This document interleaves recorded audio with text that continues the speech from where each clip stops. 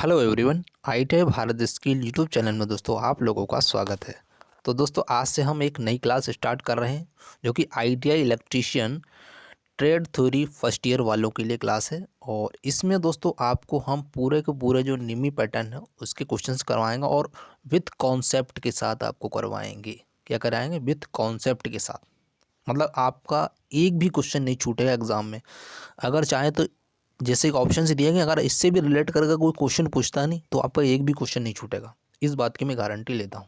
बस आप क्या करें, आप हमारा सपोर्ट बनाए रखें और ज़्यादा से ज़्यादा क्या करें, वीडियो को शेयर कर दिया करें। बस आपसे इतना सपोर्ट चाहते हैं। और चैनल पर नया आए तो चैनल को सब्सक्राइब जरूर कर लिया करें। और वीडियो अच्छी लगे तो वीडियो के अंत में आप लाइक कर दिया करें, ठीक है।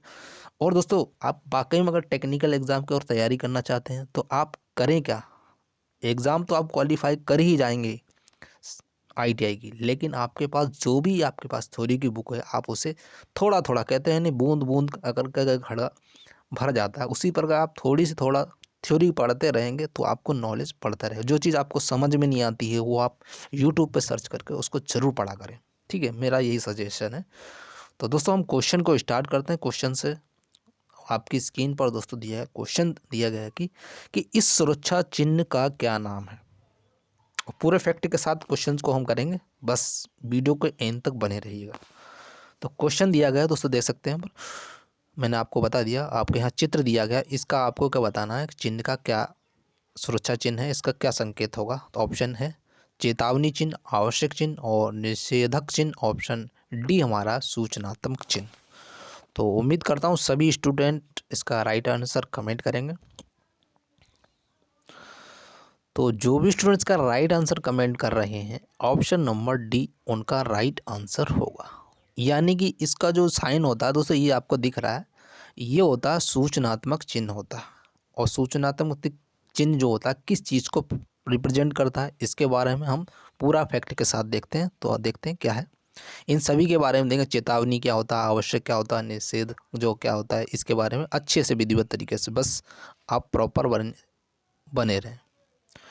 तो देख सकते हैं यहाँ पर मैंने आपको बता देता हूँ, जैसे कि आपसे पूछा गया था, यहाँ पर जो सूचनात्मक जो चिन्ह है या इन्फॉर्मेटिव साइन जो है, इसका मतलब क्या होता है, देख सकते हैं इन चिन्हों द्वारा सुरक्षा संबंधित जानकारी दी जाती है। मतलब जो इस तरीके के जो चिन्ह होते हैं ना, ये क्या करते हैं, इन चिन्हों के द्वारा क्या करते हैं, सुरक्षा संबंधित जानकारी दी जाती है, ठीक है। ये चीज़ आप समझिए।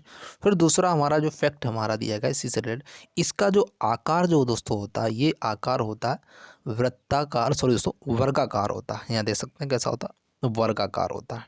इस चीज़ को आप याद रखिएगा। नेक्स्ट हमारा है, इसकी जो पृष्ठभूमि जो होती है वो हल्के कैसी होती है, हरे रंग की होती है। मतलब पृष्ठभूमि कैसी होती है, सॉरी दोस्तों हल्के नहीं, हरे रंग की पृष्ठभूमि होती है।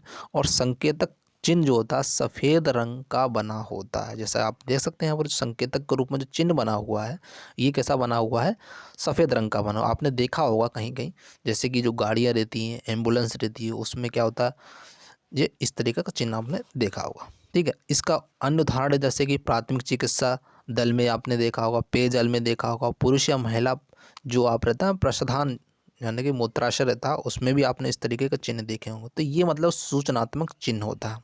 अगर दोस्तों इससे अगर कोई भी क्वेश्चन आ जाता है इससे रिलेट करके, तो आप 100% बना के आना, छोड़ के नहीं आना। मैंने आपको इसके बारे में समझा दिया। हरे रंग की क्या होती है, इसकी बैकग्राउंड यानी पृष्ठभूमि होती है। और ये क्या होता है, वर्गाकार यानी स्क्वायर होता है। और इसमें संकेतक जो चिन्ह होता है वो सफ़ेद रंग का बना होता है, ठीक है। इससे रिलेट करके मैंने आपको फैक्ट बता दिया। अन्य चीज़ देख लेते हैं। मैंने आपको बताया पूरे क्वेश्चन से रिलेट करके सारे क्वेश्चन समझाऊंगा, तो अच्छे से आप इन चीज़ों को आप देखना। अगला दोस्तों है हमारा, यहाँ देख सकते हैं। और दोस्तों इसका पीडीएफ आपको हम हमारा टेलीग्राम जो ऑफिशियल है आईटीआई भारत स्किल, उसको आपको प्रोवाइड करा देंगे।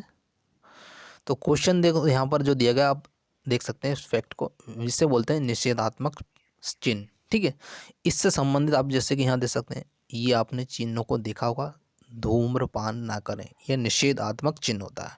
इसका मतलब यह चिन्ह क्या करता है, गलत कार्यों के लिए मनाही का संकेत, मतलब मना करने का संकेत होगा। इस तरीके आपने देखा जो जो प्लेसमेंट रहते हैं, जैसे कि आपने लाल किला है, यहाँ बड़े बड़े जो चीज़ें, ताजमहल है, वहाँ पर क्या धूम्रपान निषेध लिखा रहता है कई जगह, प्राइवेट जो प्लेसेस रहते हैं वहाँ पर। ठीक है, आगे देखते हैं। आगे दिया गया इसका जो आकार जो होता है गोलाकार, जिससे यहाँ पर देख सकते हैं गोलाकार आकार है। ठीक है, गोलाकार आकार होता है। फिर आगे देखते हैं, यहाँ पर देखिए इसका जो बॉर्डर और बीच में बना क्रॉस जो होता है वो लाल रंग का होता है। जैसे कि हमें देख सकते हैं कैसा है, बॉर्डर कैसा है, और बीच का जो क्रॉस बना हुआ वो लाल रंग का होता है। आगे देखते हैं, इसकी पृष्ठभूमि जो होती है सफ़ेद रंग की, जैसे कि जो उसकी जो पृष्ठभूमि आप देख सकते हैं ना, ये कैसी है, सफ़ेद रंग की होती है, और ऊपर काले रंग का संकेत बना होता है। जहाँ पर देखिए काले रंग का ये संकेत बना हुआ, बीड़ी पीना मना है। ठीक है, इस तरीके के जो संकेत आपको जहाँ पे भी दिखें तो आप समझ जाइए ये निषेधात्मक चिन्ह है, ये चीज़ें हमें अलाउ नहीं करती हैं। जैसे कि आप धूम्रपान ना करें, आग ना लगाना, जलती आग को जल से ना बुझाना आदि, ये चीज़ें आपके इसके अंतर्गत मतलब निषेधात्मक चिन्ह के अंतर्गत आती हैं। तो आप समझ गए होंगे, उम्मीद करता हूँ। इससे क्वेश्चन इससे आ जाए तो आप कभी भी छोड़ना नहीं, चाहे कॉम्पिटिटिव एग्ज़ाम में भी इस क्वेश्चन यहीं से इस तरह से पूछे जाते हैं। ठीक है, और वीडियो अच्छी लगे तो वीडियो को लाइक ज़रूर करें और ज़्यादा से ज़्यादा शेयर करें, यही आपका सहयोग होगा हमारे लिए। देखिए अब क्वेश्चन का अगला जो फैक्ट हमारा दिया गया है, आदेशात्मक चिन्ह। ठीक है, यानी मेडिटेरियन साइन, इसके बारे में देख लेते हैं। ये यहाँ पर देख सकते हैं, ये आदेशात्मक चिन्ह, ऐसे हम सकारात्मक चिन्ह भी कहते हैं। ठीक है, जैसे कि कार्य करने से पूर्व या तथा बाद में इन चिन्हों को द्वारा आदेश दिया जाता है, मतलब कार्य करने को पूर्व या कार्य पूर्ण होने के बाद ये आदेश दिया जाता है। जैसे कि इनका जो आकार अगर बात करें तो ये इनका आकार कैसा आप देख सकते हैं, गोलाकार आकार होता है, और इनकी जो पृष्ठभूमि होती है वो नीले रंग की आप देख सकते हैं। और चित्र मैंने आपको बिल्कुल अच्छे तरीके से मैंने बता दिया, चित्र यहाँ पर देख सकते हैं, नीले रंग की पृष्ठभूमि दिख रही होगी, और जो इसको ऊपर जो सफ़ेद रंग का जो संकेतक चिन्ह बना होता है। अगर इस तरीके का आपका कहीं पे भी चिन्ह मिल जाए, ये समझ लेना ये आदेशात्मक चिन्ह है, यानी सकारात्मक चिन्ह है। जैसे कि दस्ताने हैं, टोप है, चश्मा है, मास्क है, सुरक्षा पेटी आदि पहनने का आग्रह करना है। जैसे कि कहीं मतलब आप कार्यशाला में कार्य करने जाओगे तो वहाँ पर ये चीज़ें इस तरीके से साइन करके बनी होती हैं। अगर आप वेल्डिंग का काम करते हैं तो आपके लिए चश्मा अलाउ हुआ है। ठीक है, और मास्क अलाउ हुआ, जहाँ कहीं ज़्यादा धूम्रपान हो रहा है तो वहाँ पर मास्क अलाउ हुआ है। और दस्ताने मतलब किसी चीज़ ऐसे काम कर रहे हैं जिसमें हाथ में चुभ जाए तो वहाँ पे दस्ताने अलाउ करते हैं। टोप, जैसे टोप क्या होता है, जैसे सिर में अगर कोई चीज़ लग जाए, ऊंचे पे काम कर रहे हैं तो उसके लिए टोप के अलावा। सुरक्षा पेटी मतलब जब होती है, जैसे कि आप किसी चीज़ पे ऊपर चढ़ के काम कर रहे हैं तो सुरक्षा पेटी को अलाउ करते हैं। ये चीज़ें मैं आपको बता दी, मैं करता हूँ, आपको अच्छे से समझ में आ गया। अगला हम चिन्ह देख लेते हैं उसके बारे में। अगला जो हमारा चिन्ह है देख सकते हैं यहाँ पर, जितना मैं आपको ये कंटेंट बना रहा हूँ बहुत ही मेहनत से करके बनाया, तो आप आशा करता हूँ वीडियो को अंत तक देखेंगे और ज़्यादा से सपोर्ट करेंगे। अगला हमारा है चेतावनी चिन्ह है, यानी वार्निंग साइन है। इसके बारे में थोड़ा डिटेल में समझ लेते हैं क्या है। तो यहाँ देखिए, इन चिन्हों को द्वारा आने वाले खतरे की क्या देते चेतावनी दी जाती है। ठीक है, अगला है हमारा इसका जो आकार जो होता है, जैसे यहाँ चित्र में दिखा सकते हैं, आपको यहाँ देख सकते हैं, ये यहाँ पर चित्र दिया गया है, ये यहाँ पर। ठीक है, ये पीले रंग का त्रिकोण में। ठीक है, ये देखिए यहाँ पर। ठीक है, ये त्रिकोणीय होता है, और इसकी अगर पृष्ठभूमि की बात की तो पीले रंग की पृष्ठभूमि आप देख सकते हैं यहाँ पर, ये पीले रंग की पृष्ठभूमि है। और संकेतक जो चिन्ह होता है जो काले रंग का बना होता है, थोड़ा काले रंग का बना होता है, यहाँ पर काले रंग का बना हुआ, थोड़ा वो सॉरी उसमें जो ब्लू हो गया, लेकिन काले रंग का होता है। ठीक है, मैंने आपको बता दिया। ये चीज़ें आपको आग लगना, विद्युत के झटके हैं, लेज़र बीम है आदि से मतलब इनको खतरों पर इनको सूचित करने के लिए इन चिन्हों का प्रयोग करते हैं। तो उम्मीद करता हूँ ये आपको अच्छे से समझ में आ गया हो, जितने भी मैंने आपको चिन्ह बताए। अगर यहाँ से रिलेट करके अगर कोई भी क्वेश्चन आ जाता है ना, तो आप 100% एग्ज़ाम में करके आना, छोड़ के नहीं आना। मैं इसका PDF आपको प्रोवाइड करा दूंगा। ठीक है, चलते हैं नेक्स्ट क्वेश्चन पर। तो नेक्स्ट क्वेश्चन स्क्रीन पर दोस्तों आ चुका, क्वेश्चन देख सकते हैं यहाँ पर। तो क्वेश्चन में दिया गया है कि जो अग्नि का जो समन क्या है। ठीक है, तो ऑप्शंस आपके स्क्रीन पर हैं, ऑप्शंस दिए गए हैं, आप देख सकते हैं। अग्नि में ईंधन मिलाना, और ऑप्शन बी हमारा अग्नि से ईंधन का अलग करना, और ऑप्शन सी है जल का उपयोग करके तापमान कम करना। ऑप्शन डी आप देख सकते हैं यहाँ पर क्या है, अग्नि को ऑक्सीजन की आपूर्ति से अलग करना। तो सभी स्टूडेंट इसका राइट आंसर बताएंगे क्या होगा।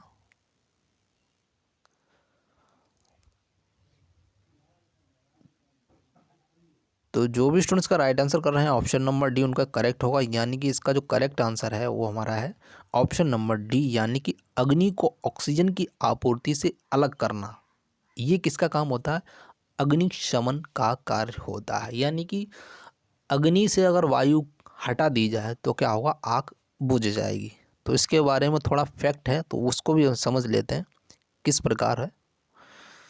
तो आप यहाँ देख सकते हैं, अगर अग्निशमक की अगर बात की जाए, ये कई प्रकार के होते हैं। जैसे कि अग्निशमक जो यंत्र होते हैं ये मुख्यतः निम्न प्रकार के होते हैं। जैसे आप देख सकते हैं जलयुक्त अग्नि जो होता है अग्नि बुझाने का यंत्र होता है, और दूसरा हमारा है झाग पैदा करने वाला अग्नि बुझाने वाला यंत्र होता है, और तीसरा होता है शुष्क पाउडर अग्नि बुझाने वाला यंत्र होता है, और फोर है कार्बन डाइऑक्साइड वाला अग्नि बुझाने वाला यंत्र होता है, और पांचवा जो है कार्बन टेट्रा क्लोराइड वाला जो अग्नि जो बुझाने वाला यंत्र। ये 5 यंत्र होते हैं जिनके द्वारा आग को बुझाया जाता है। सबका अलग अलग कार्य होता है, लेकिन आपसे पूछा गया है वो आप समझिए क्या पूछा है।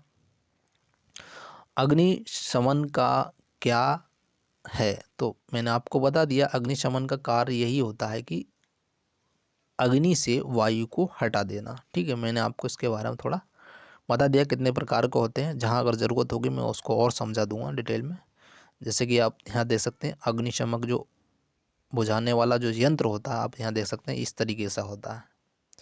ठीक है, ये ऐसा दिखता है, और सबका अलग अलग उसमें लिक्विड भरा रहता है। किसी में कार्बन डाइऑक्साइड भरा जाता है, किसी में कार्बन टेट्राक्लोराइड भरा जाता है, किसी में झाग उत्पन्न करने वाला भरा जाता है, और किसी में सूक्ष्म पाउडर भरा जाता है। ये अन्य प्रकार को मैंने आपको बता दिए ना। और चलते हैं नेक्स्ट क्वेश्चन पर। तो नेक्स्ट क्वेश्चन आपसे स्क्रीन पर दोस्तों आ गया। क्वेश्चन आप देख सकते हैं यहाँ पर। क्वेश्चन दोस्तों दिया गया, क्वेश्चन में है कि निम्न में से भौतिक हानि है। कौन सी भौतिक हानि है? ऑप्शंस हैं धूम्रपान, कंपन, क्षरण, रेडियो सक्रियता। तो आप बताएं इसमें से राइट आंसर कौन सा होगा सभी स्टूडेंट।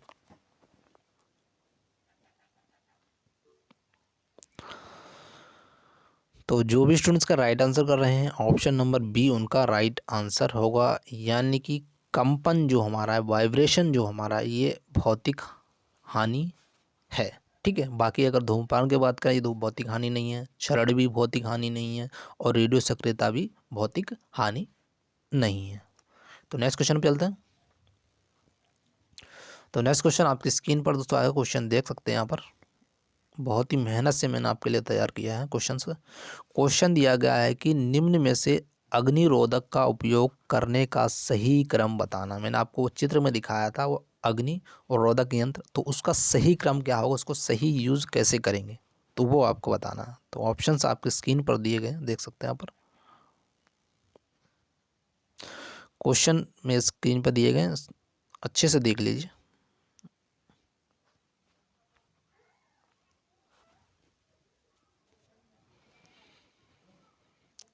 तो जो भी स्टूडेंट्स का राइट आंसर कमेंट कर रहे हैं ऑप्शन नंबर ए उनका करेक्ट आंसर होगा। यानी पहले उसको क्या करेंगे, जो अग्निशमन यंत्र पहले उसको क्या करना, खींचना है, फिर उसे निशाना लगाना है, फिर उसे दाबना है, और फिर उसे घुमाना है। ये इसका सही क्रम होगा।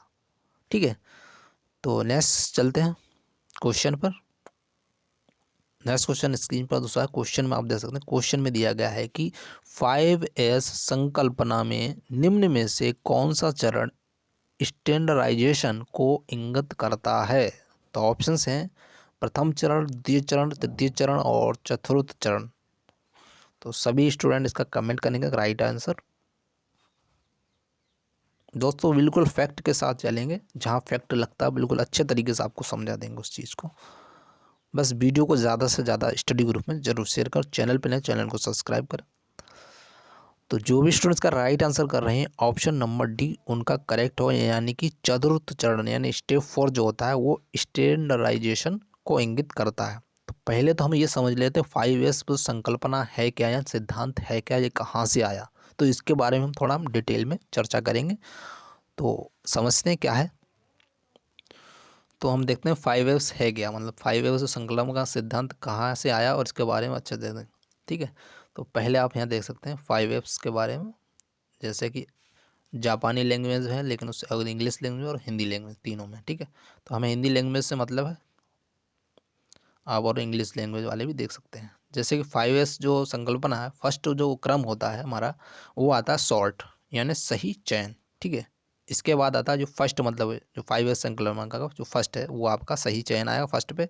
फिर आएगा सेकंड पे आएगा, ये आएगा सुव्यवस्था या सेट इन ऑर्डर। ठीक है, दूसरा हमारा है 5S का। और तीसरा जो हमारा होता है, ये होता है हमारा स्वच्छता, ये साइन और क्लीन करना। ठीक है, ये हमारा थर्ड वाला 5S है। और ये हमारा फोर्थ है, जो आपका राइट आंसर मैंने आपको बताया था, मानवीकरण यानी स्टैंडर्डाइजेशन जो हुआ था, ये फोर्थ में आता। और फिफ्थ जो हमारा था अनुशासन। ठीक है, ये 5S संकल्पना यानी सिद्धांत और कहाँ से आए इसके बारे में देख लेते हैं। ये 5Fs के सिद्धांत कौन कौन से हैं, ये आपको मैंने सही से बता दिया है। सही चयन, सुव्यवस्थता, स्वच्छता और मानवीकरण और अनुशासन, ये 5 हैं, 5 सिद्धांत हैं, इन्हीं को हम संकल्पना कहते हैं। और बात करें 5S का जो आविष्कार कहाँ किस देश ने किया था, तो 5S का अगर बात करें तो सिद्धांत ये किया है, आप देख सकते हैं यहाँ पर, इस जो 5S प्रणाली का जो आविष्कार जापान में हुआ, और जिसे कार्य कुशलता और प्रभावशीलता और क्या करते हैं सुरक्षा में सुधार के लिए अपनी नई विनिर्माण प्रणालियों को मजबूत करने के लिए विकसित किया गया था। मतलब इसीलिए क्या जापान को विकसित देश माना जाता है, क्योंकि वहाँ पर सही ढंग से काम किया जाता है, इसीलिए वो विकसित है। ये पद्धति कहाँ से आई है, जापान से आई है। उम्मीद करता हूँ ये चीज़ आपको समझ में आ रही होगी। और इसके बारे में देख लेते हैं थोड़ा सा और समझ लेते हैं। क्वेश्चन आपका एक भी नहीं छूटेगा, आप चाहे किसी भी अगर कॉम्पिटिटिव एग्जाम भी तैयारी कर रहे हैं तो वहाँ पे भी क्वेश्चन देखने को लिए मिलते हैं। जैसे 5S से जो कार्य संगठन और मानवीकरण कार्य जो कार्यक्रम गतिविधियों के 5 चरणों में शामिल किया गया, इसे हम 5 प्रोग्राम के नाम से भी जानते हैं। 5 संकल्पना। पहला जो होता है छटाई, छटाई का मतलब पहला छटाई होता है 5S का पहला जो चरण है छटाई। छटाई का मतलब होता बस इतना है कि आप लक्षण जो क्षेत्र का चयन करते हैं, उस क्षेत्र में मौजूद हर चीज़ को छांटते हैं। उसका उद्देश्य ऐसी चीज़ को ख़त्म करना जिसकी ज़रूरत नहीं, मतलब जहां आप काम कर रहे हैं जिसकी कोई ज़रूरत नहीं है उसको क्या करें, हटा दें। ये इसका 5S का फर्स्ट सिद्धांत है। इसका मतलब है आप उस क्षेत्र में क्या कर सकते हैं, चरणों के लिए आवश्यक केवल ज़रूरी चीज़ों को ही कोशिश करें, छोड़ने की कोशिश करें। तो मतलब ज़रूरी चीज़ें उनको लें और बाकी जो फालतू की चीज़ें उनको अलग करें। जैसे आप पढ़ाई भी करते हैं तो आप क्या करते हैं, जो चीज़ आपको यूज़फुल लगती है पहले उसी को आप पढ़ते हैं ना। तो इसी समझ आप अपने औद्योगिक क्षेत्र में भी यूज़ कर सकते हैं रिलेट करके। अगला हमारा जो 5S का जो सिद्धांत है वो है इस छटाई के बाद क्या, अगर छटाई पूरी करने के बाद आप क्या करें, आप इस क्रम के लिए तैयार हो जाते हैं अगले क्रम के लिए। तो उपयोग के क्रम में क्या करते हैं, वस्तु को स्थापित करने की प्रक्रिया अवधारणा में बहुत सरल है। हालांकि उपयोगकर्ता को अपने अनुशासन की आवश्यकता होती है ताकि ये पता लगाया जा सके कि क्या हुआ, सभी जो 5A सामग्री को कहाँ संग्रहित किया जाना चाहिए, उन्हें रोजगार की गतिविधियों में उपयोग करने के लिए कैसे तैयार करना चाहिए, और वस्तुओं को अपने स्वभाव को क्रम में स्थापित करने के लिए कार्य करने के लिए आवश्यक है। और लीन व्यवसायिक कार्य क्षेत्र मानवीकरण करें। मतलब कहने का मतलब क्रम लगाएं, मतलब छटाई हो गई, छटाई के बाद उसे व्यवस्थित क्रम में जमाएं। ठीक है, इसी तरह हम औद्योगिक क्षेत्र में करते हैं, पहले छटाई करो, किसी जो बेकार चीज़ है उसको हटा दो, फिर क्रम व्यवस्थित करो, फिर इसके बाद आता है चमक। अगर आप छटाई कर देंगे, क्रम में लगा देंगे, फिर इसके बाद वो क्या, वो चीज़ अच्छे से दिखने लगेगी, चमकने लगेगी। तो ये उसका थर्ड वाला थर्ड वाला एस नियम है। यही चीज़ इसमें समझा रहा है, मतलब छटाई क्रम में लगाए जाने पर क्या हुआ, उसका उद्देश्य सुनिश्चित, पूरा क्षेत्र पूरी तरह साफ हो जाएगा, चमकने लगेगा, दिखने लगेगा, उसकी गतिविधियां जो अच्छी हंसी हैं वो तैयार हो जाएंगी। और पांचवा जो फोर्थ नंबर का मानवीकृत यानी स्टैंडर्डाइजेशन जो है, मानवीकरण की अवधारणा छटाई क्रम, जैसे छटाई क्रम में लगाने के बाद चमक की अवधारणा के बाद आती है। ठीक है, मानवीकरण के लिए अलग विचार प्रक्रिया की आवश्यकता होती है। ये एक सी तकनीकी है जिसका उपयोग छटाई क्रम में लगाए और चमक गतिविधियों के सुसंगत अनुप्रयोगों को परिभाषित करने के लिए किया जाता है। मानवीकरण की अगर बात करें, एक जो छिटपुट कार्यस्थल जो संगठन के लिए एक बार के लिए दृष्टिकोण अपने कार्य क्षेत्र को बनाए रखने के लिए सुव्यवस्थित और निरंतर और नियमित दृष्टिकोण के बीच का अंतर होता है, ये मानवीकरण। ठीक है। और अगला हमारा है बनाए रखना, मतलब इन चीज़ों को अच्छे से सुव्यवस्थित, जो 4 चीज़ें हैं इनको अच्छे से सुव्यवस्थित अगर तरीके से अगर बनाए रखें, मतलब इसमें यही चीज़ दिया गया, अगर आप 4 चीज़ों को अगर अच्छे से बनाए रखते हो तो आपका जो भी आपका धंधा है, जो भी आपका उद्योग वो अच्छे से चलेगा निरंतर तरीके से, उसमें किसी तरीके की रुकावट नहीं आएगा। अगर इन 4 चीज़ों को अगर फॉलो करते हैं तो आपका जो 5वां जो है बने रखेगी, मतलब आपकी जो कंटिन्यूटी बनी रहेगी, इस बात को प्रमाणित। मैं इसका पीडीएफ आपको दूँगा, वहाँ पर अच्छे से और समझ लेना। मैंने आपको ये मेन चीज़ें आपको मुद्दे बता दिए हैं, ठीक है। अब इसके बाद इसका उद्देश्य से होगा क्या, ये चीज़ अगर 5S संकल्पना यानी 5S सिद्धांत अगर इसको लागू कर लेंगे तो इससे होगा क्या, इसके बारे में आपको थोड़ा बता देता हूँ। 5S गुणवत्ता प्रणाली के अपनाने के क्या फ़ायदे होंगे। अपने से खुद, मतलब जब आप पढ़ाई कर रहे हैं, अगर आप किसी चीज़ों को अस्त व्यस्त कर देंगे तो आपको पढ़ने का मन नहीं लगेगा। आप अपने खुद से रिलेट करके चलिए तो आप समझ जाएंगे। आप क्या करेंगे, अच्छी जो आपको पढ़ने वाली चीज़ें हैं वो अच्छे से वहाँ रख लेंगे, वो जो व्यर्थ हैं उसको अलग साइड में रख देंगे। फिर आपको जो क्रम वाइज जमा के रखेंगे, जो ज़रूरी चीज़ है आप तुरंत उसको निकाल के, जो बुक की ज़रूरत तुरंत निकाल सकते हैं। तो आप खुद से रिलेट करेंगे, इन चीज़ों को आप अच्छे से समझ जाएंगे। ठीक है, 5S का जो नियम है, तो कहने का मतलब ये है 5S गुणवत्ता प्रणाली का अपनाने के फ़ायदे ये हैं कि कार्यस्थल की गुणवत्ता बढ़ती है, मतलब कार्यस्थल जहाँ पे भी काम करते हैं उसकी गुणवत्ता बढ़ेगी। अगला जो हमारा उच्च जो उत्पादन क्षमता, मतलब उत्पादन क्षमता भी बढ़ेगी। उसके बाद हमारा तीसरा जो लाभ होगा वो है सभी कर्मचारी अनुशासित और प्रशिक्षित होंगे, मतलब सभी जो कर्मचारी है वो क्या होंगे, सभी के सभी अनुशासित भी होंगे और प्रशिक्षित भी होंगे, अच्छी तरीके से काम करेंगे, अनुशासित रहेंगे। तो इसका भी लाभ आपको 5S से नहीं मिलता। अगला है हमारा दुर्घटना में कमी। अगर आपको ये 5 जो आपको नियम 5S नियम बताया, अगर इन चीज़ों का पालन करते हैं तो आपकी जो दुर्घटना हो, आपने देखा होगा कहीं-कहीं जो उद्योग क्षेत्र में हो जाती है, वो इसी नियमों को कहीं उल्लंघन हो जाता है, तो इसी वजह से क्या होता है, दुर्घटना हो जाती है। तो आप अगर इन नियमों को अच्छे से पालन करेंगे तो आपकी दुर्घटना की कमी भी हो जाएगी। अगला हमारा है कम समय में ज़्यादा काम और उत्पादन की गुणवत्ता में बढ़ोतरी। मतलब अगर अच्छे तरीके से आप काम करेंगे, व्यवस्थित तरीके से काम करेंगे तो आपकी गुणवत्ता में काम की बढ़ोतरी भी होगी और समय की बचत होगी, तो इससे ये भी लाभ होगा। अगला हमारा है कार्यस्थल विभागों की स्वच्छता। आप इस तरीके से 5S का अगर नियम का पालन करेंगे तो आपकी जो कार्यस्थल विभाग है वहाँ की स्वच्छता बनी रहेगी, किसी भी प्रकार का प्रदूषण नहीं होगा, किसी प्रकार का किसी दुर्घटना नहीं होगी, तो इससे क्या ये भी लाभ होता है। ठीक है। अगला है कर्मचारियों में उत्साह। और क्या होगा, कर्मचारियों में उत्साह की वृद्धि भी होगी। तो उम्मीद करता हूँ आप 5S का नियम अच्छे से समझ गए होंगे और कहाँ से आया, इस प्रकार का कोई डाउट नहीं है। अगर डाउट है तो हमें कमेंट सेक्शन में जाकर जरूर कमेंट करें क्वेश्चन से रिलेट करके। क्वेश्चन को बिल्कुल अच्छे से समझेंगे, नीमी पैटर्न के क्वेश्चन से, और बाहर हम कुछ नहीं करवाएंगे। जो भी आपकी बुक से रिलेट करता है क्वेश्चंस उसी को हम करवाएंगे। ठीक है, चलते हैं नेक्स्ट क्वेश्चन पे।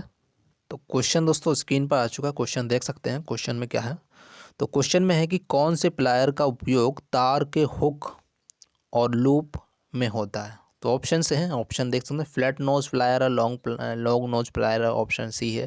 Round knows plier, option D है डायगोनल कटिंग प्लायर। तो इसका राइट आंसर सभी कमेंट करेंगे, मैं फिर आपको बताऊंगा ही। तो जो भी स्टूडेंट्स का राइट आंसर कर रहे हैं ऑप्शन नंबर सी उनका राइट आंसर होगा, यानी कि ये होगा हमारा राउंड नोज प्लायर। क्या होगा, राउंड नोज प्लायर इसका करेक्ट आंसर होगा। तो दोस्तों ये क्वेश्चन का इसका आंसर हमारा ऑप्शन नंबर सी हो चुका। अब इससे संबंधित ये जानकारी हम प्राप्त करते हैं कि क्वेश्चन में प्लायर होते कितने प्रकार के होते हैं, कौन कौन से प्लायर होते हैं, इसके बारे में हम विधिवत तरीके से समझेंगे। तो चलते हैं दोस्तों। अगर बात करें प्लायर कितने प्रकार के होते हैं, प्लायर दोस्तों होते हैं 6 प्रकार के होते हैं। कौन कौन से होते हैं, बिल्कुल स्टेप बाय स्टेप हम आपको बताते चलेंगे कौन कौन से। तो पहला दोस्तों होता है राउंड नोज प्लायर होता है। ठीक है, ये कैसा दिखता है, इसका क्या काम है, ये आपको बता देता हूँ। देख सकते हैं इनके जबड़ों की आकृति क्या होती है, नाकार। जो आकृति नाकार होने के कारण, मतलब नाकार होने के कारण क्या होता है, इनके विभिन्न परिमापों वक्र या वृत्त बनाना संभव हो जाता है। इनकी लंबाई जो होती है 120, 140, 160, 180 या 200 मिलीमीटर तक के होते हैं। इनका प्रयोग तारों और हल्की धातु पट्टियों को वक्र के रूप में, मतलब उसको मोड़ने के रूप में देने के लिए किया जाता है। तारों में टर्मिनल पेचों में फिट हो सकने वाले को बनाने में और छोटे भागों को पकड़ने के लिए भी इनका प्रयोग किया जा सकता है। जैसे कि आप देख सकते हैं चित्र में राउंड नोज प्लायर, ये आपको चित्र में दिया गया है। इस तरीके का सा होता है, जो क्या करते हैं, जो जो रहता है ना, अपने वायर रहता है, उसको वहाँ से गोलाकार आकृति देने के लिए इसका प्रयोग करते हैं। नेक्स्ट हम प्लायर देखते हैं। और दोस्तों वीडियो को ज़्यादा से ज़्यादा शेयर ज़रूर करें, क्योंकि बहुत ही मेहनत से आपके लिए हमने वीडियो तैयार किया है और इस तरह का कंटेंट आपको कहीं नहीं मिलेगा जिस तरीके से हम आपको प्रोवाइड करा रहे हैं। तो कोई अगला जो हमारा दोस्तों दिया गया है, जो हमारा है प्लायर, फ्लैट नोज प्लायर। इसका जो काम होता है, इसका प्रयोग तारों और धातुओं को छोटे छोटे टुकड़ों बनाने और इनकी आकृति देने के लिए किया जाता है, मतलब आकृतियों को देने के लिए। इनके अतिरिक्त धातु के केबल के जो आवरण होते हैं, केबल में जो आवरण को हटाने या छोटे भागों को पकड़ने या जो जकड़ने के लिए भी इसका प्रयोग किया जाता है। इनकी जो साइज आप देख सकते हैं यहाँ पर, इतने साइज़ के बनाए जाते हैं। और ये रहा आपके सामने फ्लैट नोज प्लायर, इस तरीके का आपको दिखता है फ्लैट नोज प्लायर। ठीक है, समझ जाना इसको। और दोस्तों आपको एक भी क्वेश्चन नहीं मतलब छूटेगा नहीं प्लायर से संबंधित, अगर आप अच्छे से हम जो आपको बता रहे हैं इनको ज़रूर पढ़ते चलें। उसका PDF आपको हमारा टेलीग्राम पे मिल जाएगा। अगला जो प्लायर की बात करें, तो अगला जो हमारा प्लायर है देख सकते हैं, यह है लॉन्ग नोज प्लायर। इसका क्या काम है, तो ये इसका जो प्लायर को सीधे और वक्र जबड़ों के रूप में बनाया जाता है और इनका जो आकार विशेष रूप से छोटे भागों में सीमित परिक्षेत्र में पकड़ने के लिए किया जाता है। इनकी जो आकृति आप सकते हैं इतनी साइज के होते हैं और इनका प्रयोग सूक्ष्म तारों और संपर्कों और दूसरे भागों को व्यवस्थित करने के लिए इसका प्रयोग किया जाता है। जैसे आप देख सकते हैं यहाँ पर ये लॉन्ग नोज प्लायर है, इस तरीके का आपका दिखता है। इससे संबंधित अगर क्वेश्चन आ जाता है, आप तुरंत इसका सोल्यूशन बता सकते हैं। अगला आपका प्लायर है दोस्तों, देख सकते हैं यहाँ पर अगला प्लायर। तो अगले प्लायर में दिया गया है विकर्ण कटर प्लायर, यानी डायगोनल कटर प्लायर। इसमें दिया गया इसको इनको जो होते हैं पार्स कटिंग प्लायर भी कहते हैं। मतलब अगर आपसे पूछ लिया जाए, विकर्ण कटर प्लायर जो होता है इसका दूसरा नाम है पार्स कटिंग प्लायर भी है। इसका प्रयोग कम व्यास वाले तारों एवं केबलों को काटने के लिए किया जाता है, जो कि टर्मिनल के पास होते हैं। इनका प्रयोग केबल कोड का आवरण या रोदन हटाने के साथ साथ अन्य प्रचलनों जैसे क्वार्टर पिन को विभाजित करने तथा पृथक करने के लिए भी प्रयोग करते हैं। और ये कितने साइज के होते हैं देख सकते हैं यहाँ पर, इस साइज की लंबाई में पाए जाते हैं। इसका आप डायग्राम देख लीजिए, ये है हमारा क्या, विकर्ण कटर प्लायर, इस तरीके का दिखता है। ठीक है, नेक्स्ट प्लायर देख लेते हैं।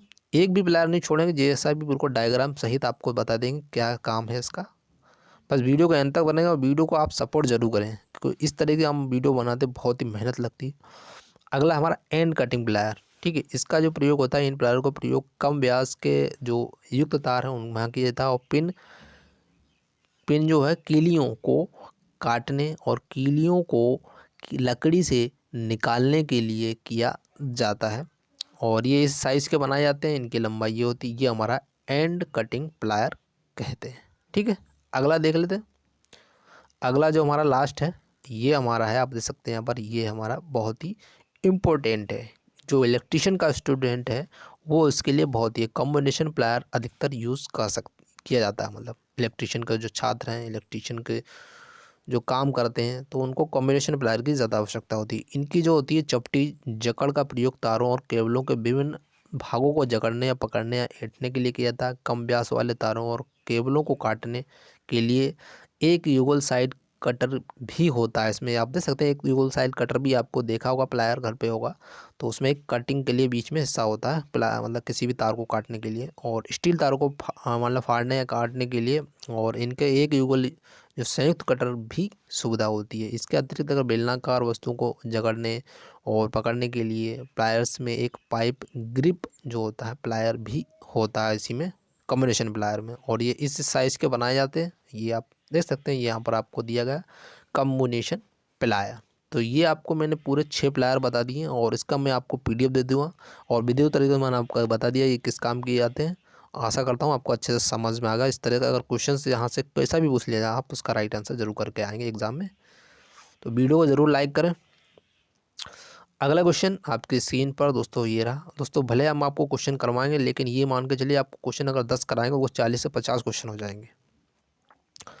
अगला क्वेश्चन है दोस्तों, आपको क्वेश्चन दिया गया है, पिंसर का क्या उपयोग है, पिंसर जो है उसका यूज़ क्या है ये बताना। ऑप्शंस आपकी स्क्रीन पर दिए गए हैं, आपको इसमें से बताना होगा राइट आंसर कौन सा होगा, देख सकते हैं। फ्लेक्सिबल तार को टेस्ट करना होता है पिंसर का, या छोटे व्यास के तार काटना होता है, ऑप्शन सी है। लकड़ी में से पिन या कीले निकालना, ऑप्शन डी है। छोटी वस्तु पकड़ना या उंगली ना पहुँच। तो आशा करता हूँ उसका राइट आंसर बताएंगे सभी स्टूडेंट। तो जो भी स्टूडेंट्स का राइट आंसर कमेंट कर रहे हैं, ऑप्शन नंबर सी उनका करेक्ट आंसर होगा, यानी कि लकड़ी में पिन या कीले निकालना जो होता है ये पिंसर का काम होता है। पिंसर दिखता कैसा है इसके बारे में देख लेते हैं। आपको विधिवत तरीके से हम आपको सोल्यूशन करवा रहे हैं, ऐसा आपको कहीं नहीं मिलेगा, तो आशा करता हूँ आप सपोर्ट करेंगे।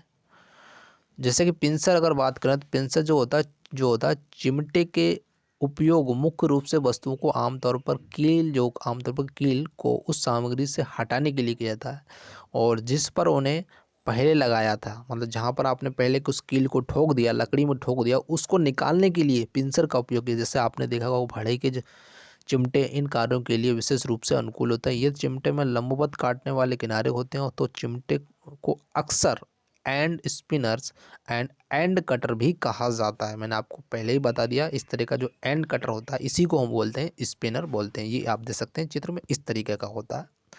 तो आशा करता हूँ ये भी आपको समझ में आ गया होगा। इस तरह से अगर क्वेश्चन आ जाए तो जरूर आप राइट आंसर करके आएंगे। तो नेक्स्ट क्वेश्चन आपकी स्क्रीन पर दोस्तों आ गया, क्वेश्चन देख सकते हैं। क्वेश्चन में दिया गया है कि इस सड़क सुरक्षा चिन्ह का क्या नाम है। जैसे कि आपके सामने चित्र दिया गया, इस सड़क सुरक्षा चिन्ह का क्या नाम होगा। ये आवश्यक चिन्ह है, या सचेतक चिन्ह है, या सूचनात्मक चिन्ह है, ऑप्शन डी है हमारा निषेधक चिन्ह है। तो सभी साथी जल्दी से कमेंट करेंगे इसका राइट आंसर। मैंने आपको इसके बारे में पहले से डिटेल में बता दिया, इसको आप पीछे अगर नहीं समझे तो एक बार और उसे देख लीजिए, समझ लीजिए। तो सभी साथी जल्दी से कमेंट करेंगे इसके बारे में राइट आंसर क्या होगा। तो जो भी स्टूडेंट्स का राइट आंसर कर रहे हैं, ऑप्शन नंबर ए उनका करेक्ट होगा, यानी आवश्यक चिन्ह है। ये जो चिन्ह होता है दोस्तों, ये क्या होता है, जो सड़क सुरक्षा का जो चिन्ह होता है ये एक आवश्यक चिन्ह होता है। मैंने आपको सारे चिन्हों के बारे में अच्छे से डिटेल में समझा दिया है। मतलब बैक करके देखेंगे वीडियो को, आप वहाँ पर अच्छे से समझ लेना। तो नेक्स्ट क्वेश्चन पे चलते हैं। तो नेक्स्ट क्वेश्चन आपकी स्क्रीन पर दोस्तों आ गया, क्वेश्चन देख सकते हैं। क्वेश्चन में पूछा गया है कि मूल श्रेणी में जो सचेतक यानी जो वार्निंग साइन है के पश्च रंग कैसा होता है ये बताना। ऑप्शन है नीला, ऑप्शन बी है श्वेत, ऑप्शन सी है पीला, ऑप्शन डी है हरा। तो आप बताएं इसमें से राइट आंसर कौन सा होगा। जितने भी मैंने साइन थे मैंने आपको पहले से ही समझा दिए हैं, ऐसे ही घुमा के क्वेश्चन से पूछे जाएंगे एग्जाम में, तो आप उसको ज़रूर देख लें, आप आसानी से इन क्वेश्चनों का हल कर सकते हैं। तो जल्दी से बताएं इसका राइट आंसर क्या होगा। तो जो भी स्टूडेंट्स का राइट आंसर कर रहे हैं, ऑप्शन नंबर सी उनका करेक्ट होगा, यानी कि पीला इसका राइट आंसर। जो वार्निंग जो साइन होता है उसका जो पृष्ठभूमि होती है वो कैसी होती है, पीली होती है, और उसके ऊपर जो चित्र जो सिंबल साइन बना होता है वो कैसा होता है, काले रंग का होता है। ठीक है, आप इन चिन्हों को जरूर याद रखें, 100% एग्जाम में क्वेश्चन आएंगे। तो नेक्स्ट क्वेश्चन आपकी स्क्रीन पर दोस्तों आएगा, क्वेश्चन देख सकते हैं। क्वेश्चन में दिया गया है विद्युत उपकरण में लगी आग किस अग्निशमक का प्रयोग किया था। ऑप्शंस आपके हैं हेलोन प्रकार, ऑप्शन बी है झाग प्रकार, ऑप्शन सी है गैस कारतूस प्रकार, ऑप्शन डी है संग्रहित दबाव प्रकार। तो आशा करते हैं इसका राइट आंसर सभी बताएंगे। जो विद्युत से लगी आग किसका प्रयोग करें, कौन सी अग्निशमक है उसका प्रयोग करेंगे। तो जो भी स्टूडेंट्स का राइट आंसर कर रहे हैं, ऑप्शन नंबर ए उनका करेक्ट आंसर होगा, यानी हेलोजन प्रकार जो होता है वो विद्युत से लगी आग को बुझाने के लिए किया जाता है। थोड़ा आपको बता देता हूँ, विद्युत से लगी आग जो होती है किस ग्रुप में आती है वो आपको बता देता हूँ।